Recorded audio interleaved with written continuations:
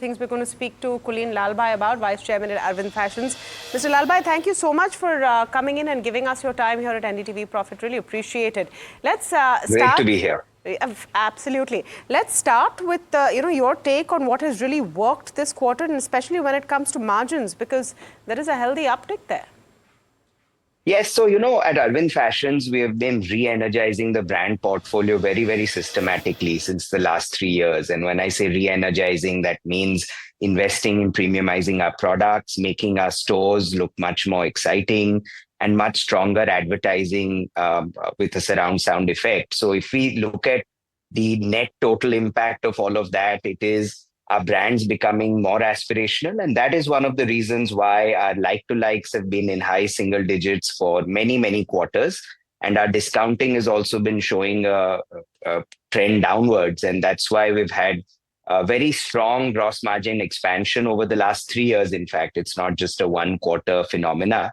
And we are expecting this momentum to continue. Our 5 brands are all having great momentum, and we are investing heavily behind them. Mr. Lalbhai, Alex here. I'm just wondering, with this GST 2.0, a few sub-trends were expected to be kicked off, and one of them would be the premiumization that you are referring to. I'm wondering if you've already seen that take place, or whether you are seeing it take place in the current quarter, and what the implication, therefore, is for those margins that you spoke about, which, as you've said, the trajectory has been higher. Yeah, I'll take it in 2 parts. I think premiumization is a trend which is actually different from that of the GST impact. I think we are clearly seeing that our consumers are willing to pay more for products which are more differentiated and products which are more aspirational. So we expect that premiumization trend to be a secular trend over the next 3 to 4 years as people upgrade their wardrobes. On GST, I think the big positive for apparel is that under 2,500 rupees now, GST is 5%. And that is around 60% of Arvind Fashion's sales. So I think medium term, we do expect strong demand trends to improve, because I think the GST cut, the income tax cut, and interest rate cuts, I think all of these are likely to add up and lead to stronger momentum in consumption overall. The only reason I was asking about premiumization is from the standpoint of, if somebody saves 300 to 500 to 1,000 rupees on normal purchases, the thought is always, can I upgrade? Can I move higher up the value chain? I was wondering whether that would be the case for you. But if you're saying that 2/3 effectively of your portfolio falls under that lower brand or band, then would you say that volumes are picking up faster than you anticipated at the start of the year? My read on GST is that it's going to be a medium-term positive impact and not an immediate spike. I think what we have seen in the market is the big ticket items is where you had pent-up emotion, pent-up consumption, and a big immediate spike, which would be the cars, the air conditioners, and the televisions. I think that's where you'd see short-term large traction. But in a disposable income, small ticket size business like apparel, I think the positives are going to be spread out much more in the medium term as fashion becomes more affordable and as people start increasing the frequency of their purchases. Kulin, good morning. Neeraj here.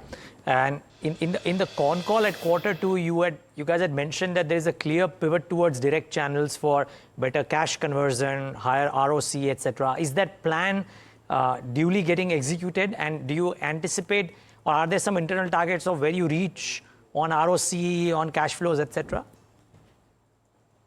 Yes, I think the entire company is focused on our 2 main direct channels, which is our retail stores, which accounts for around 45% to 50% of our turnover, and the online direct channel, which is around another 15%. And I think both of those are growing incredibly well.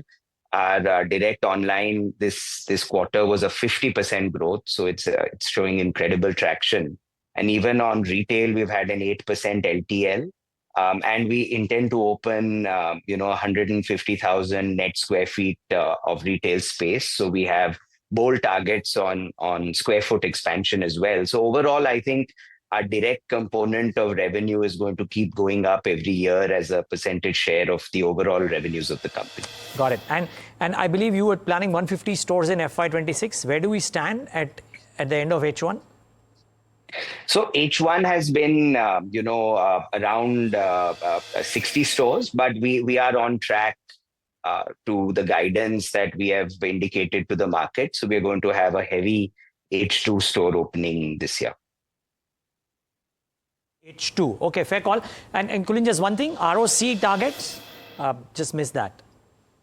Yeah, so we had always indicated our ambition to have more than 20% return on capital employed. As of Q2, we are at 23%. So we are very much ahead of target on our return on capital employed targets. And we believe that as the company continues to benefit from operating leverage, as our GPs continue to expand, we hope to further enhance the return on capital employed from these levels.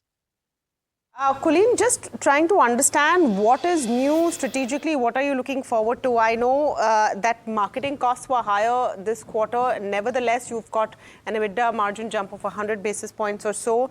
Do you see that now expanding, or will your marketing costs continue? Also, if you can just throw some light, because we're short of time and wrapping it all up together, on the e-commerce portion, where you see that going?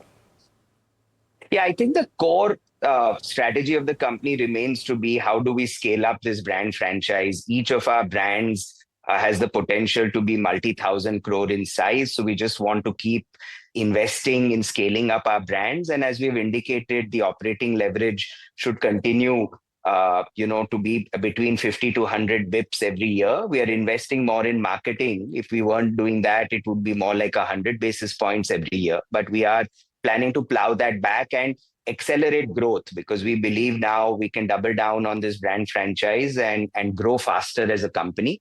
And e-commerce, which you mentioned, is one of the key growth drivers. As I mentioned, we had a 50% direct commerce growth this quarter. We've been putting in a lot of efforts, and we see over time that e-commerce as the percentage of revenue of this company, which is currently around 25%, will surely go up, because it's a way for us to reach out to every pin code of India, and our customers are now everywhere in India. So it's a big growth driver for us moving forward.